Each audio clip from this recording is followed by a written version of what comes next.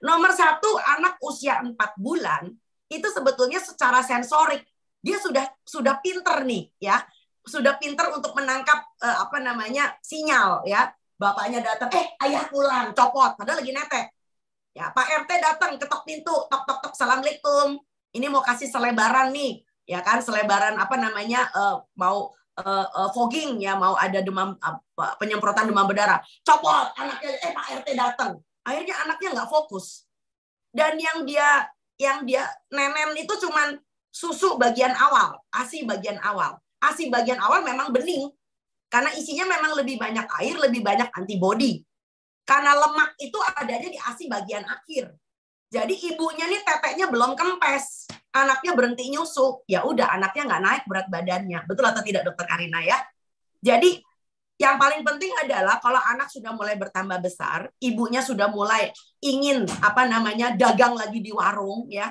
Tolong jangan sampai ibunya lagi dagang, anaknya dimasukin ke dalam kerudung, lagi netek. Tiap kali ada ibunya bicara dengan pelanggan, anaknya dengerin. Nanti tapi dia pintar sih, bakal jadi pedagang juga nanti udah gedenya. Tapi ini anak jadi nggak fokus, neteknya nggak fokus gitu loh. Betul apa enggak? Ya, jadi kalau emang lagi mau menyusui anak ya, suruh orang jaga warung sebentar ya, ibunya mojok ya, lalu kemudian mulai netein. Ya, lalu kemudian pasang itu musik, ada yang musik klasik, ada musik salawat, betul apa enggak?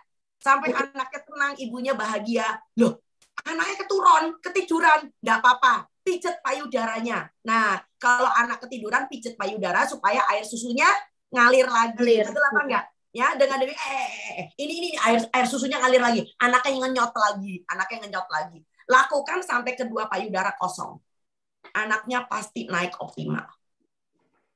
Begitu ya. Jadi jangan dikit-dikit lalu heboh, mesti diberi MPASI dini lah, apa segala macam, dibantu susu formula, yang anaknya malah jadinya mencret. Ya, oke, mari kita teruskan. Nah, kita sedikit lagi kelar karena saya ingin lebih banyak dengan diskusi nih. Kalau kita pakai diskusi banyak tanya jawab, kita akan menjadi semakin kaya. Nah, berikutnya adalah tidak latah dengan tren. Ya, tren apa? Nah, ini yang lagi ngetren kata-kata feeding rules. 232, udah apal saya. Ya, yang mengatakan bahwa kalau anak habis makan nggak boleh nenen. Loh, ikut singkondo apa ibu? Ya kan? Ya, jadi tolong ya dikasih garis bawah kalau anaknya masih anak ASI, MPASI-nya habis, anaknya mau tidur butuh nenen, ya kasih nenen tuh ya. Ya, karena apa? Karena ASI tidak sama dengan sufor. Susu sapi itu harus dijeda 2 jam karena apa? Alfa kaseinnya tinggi dan alfa kasein itu menghambat penyerapan zat besi. Nah, kenapa alfa kaseinnya tinggi? Karena anak sapi tidak makan ati ayam. Anak sapi kan makannya rumput, ya kan? Ya, anak sapi itu vegetarian. Kalau manusia kan tidak. Ya kan? ASI itu vegetarian. Sapi itu vegetarian. Jadi jelas alfa kaseinnya tinggi. Lah kita kan butuh zat besi. Datangnya dari mana? Dari protein hewani. Ya, itu sebabnya kenapa air susu ibu itu sangat eksklusif buat anak. Kerennya bukan main, ya kan? Nah, jadi sekali lagi tidak boleh tren dengan apa yang sedang berlaku di luar sana. Lalu kemudian sekali lagi resep kebule-bulean. Akhirnya lupa menu nasional. Anaknya, bapak ibunya mangannya lesehan, anaknya pakai booster seat. Wah, aku ya orang ngerti apa ibu ya kan. Anaknya dicancang taruh di atas kursi, nggak boleh kemana-mana. Ujung-ujungnya anaknya berontak, nangis, untal-untalan. Betul apa enggak? Ya kan? Nah, yang terakhir adalah belajar menjadi orang tua paripurna. Ya, yang mulai dari keterampilan ke uletan, dengerin, ulet dan telaten. Ini penting ya. Generasi sekarang ini generasi gaspol. Ya, saya sering mendapatkan pertanyaan, Bu Dokter, anak saya kemarin habis flu Singapura, lalu disusul dengan mencret. Waduh, turun 1 kilo. Gimana caranya supaya cepat berat badannya naik? Saya bilang, lu ya nggak ada. Nggak ada yang namanya cepat berat badannya naik. Kalau mau cepat ya ketika nimbang dikasih pemberat. Ya, dikasih pemberat, dikasih bandul. Tapi itu kan jadi bohong, ya kan? Dan tolong diingat yang namanya ilmu kodrat itu adalah sesuatu yang harusnya berjalan sesuai dengan aturan. Nggak bisa gas-gasan. Betul apa enggak?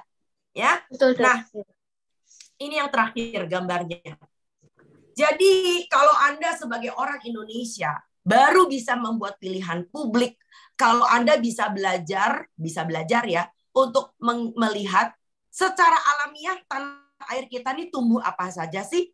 Loh, ternyata tumbuh ada beras, ubi, singkong, kentang, jagung, tales. Betul apa enggak? Ya. Jadi bukan anaknya diberikan dengan oat, anaknya bukan diberikan apa sih namanya? Mie. Nah, itu dia. Karena apa? Gandum tidak pernah tumbuh di bumi Indonesia.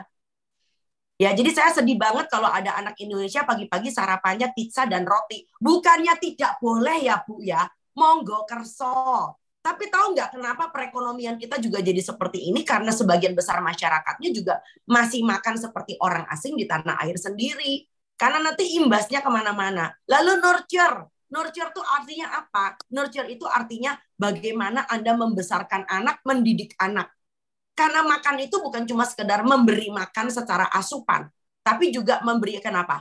Memberikan contoh tentang adab dan perilaku. Betul apa enggak? Bahwa anak makan nggak boleh ngelepeh. Ya, kalau makan itu nggak boleh dilempar-lempar, ya kan? Adabnya itu ya makan tenang, nggak lihat ayam, ya.